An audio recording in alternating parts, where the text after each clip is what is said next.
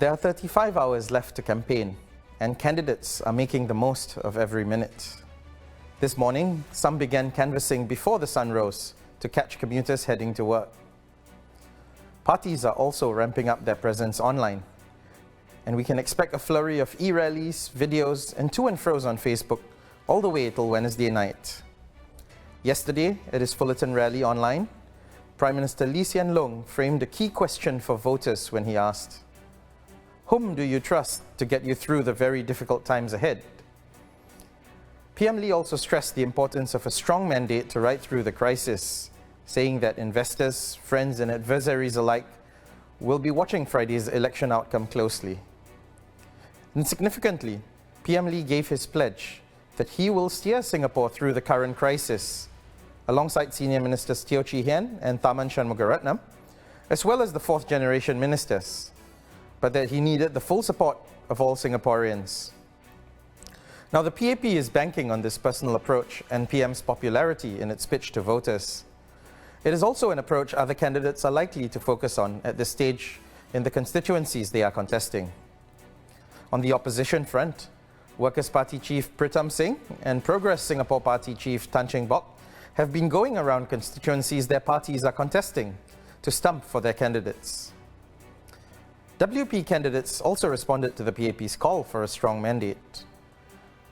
Yesterday, Marine Parade GRC candidate Ee Jen Jong said Singapore did not collapse when it lost two full ministers and a senior minister of state in alternate GRC in 2011. He also pointed to the example of New Zealand, where a minority government has handled the COVID-19 crisis well. And WP's alternate GRC candidate Leon Pereira said the stock of foreign direct investment actually grew between 2011 and 2015.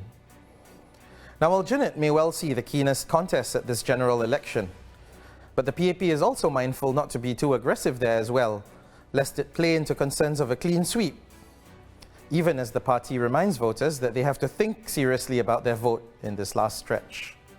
Meanwhile, the opposition parties are repeating their message to voters to back them and deny the PAP a complete sweep of all elected seats.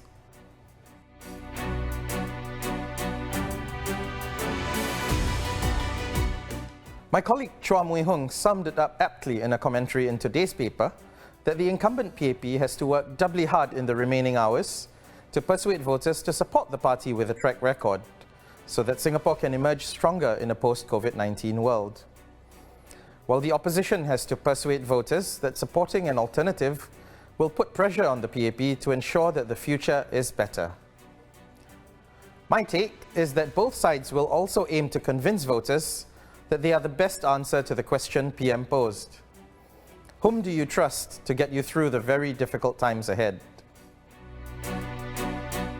Trust is key in politics, and it is a factor why the PAP has been returned to power with a majority at every election since 1959.